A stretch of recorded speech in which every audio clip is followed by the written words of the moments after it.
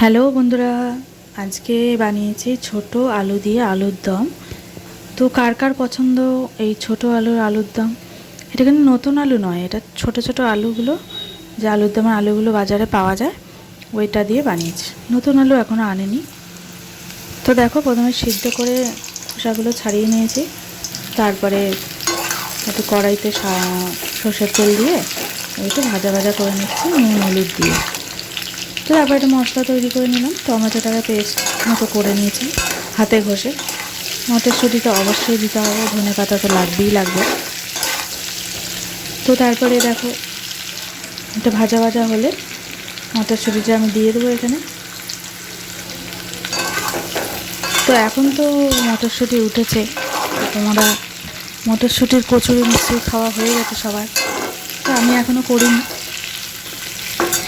পরে করব। তো দেখো, এখন এই টমেটোটা পেস্ট মতো করে নিয়েছি। তাতে নুন হলুদ লঙ্কার গুঁড়ো জিরের গুঁড়ো কাশ্মীরি লাল তো দেবই, রঙের জন্য, রঙের ব্যাপার আছে,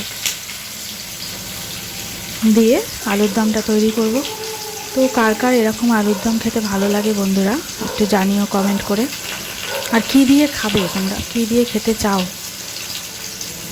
এই আলুর দম দিয়ে আমার মনে হয় সব রকম সব কিছু দিয়েই ভালো লাগে। ভাত দিয়েও ভালো লাগবে, সাদা রুটি হলে তো আরও ভালো লাগবে, রুমালি রুটিও ভালো লাগবে, পরোটা লুচি যা দিয়ে বানাও।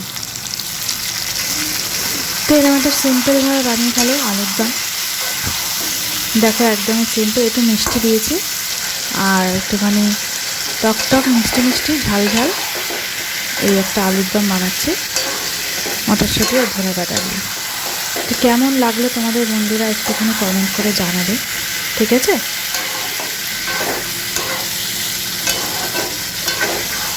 তো আজকাল তো কমেন্টও পড়ে না, আর ভিডিও তোমরা ঠিকঠাক করে দেখো না।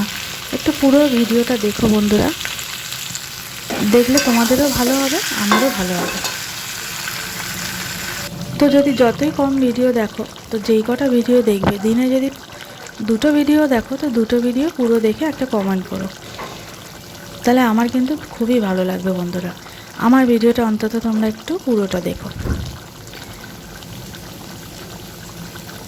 তো দেখো বন্ধুরা, ধনে পাতা ছড়িয়ে দিলাম, এবার আমি নামিয়ে দেবো। হয়েই গেছে, একটুখানি মাখা মাখা মতো রাখবো।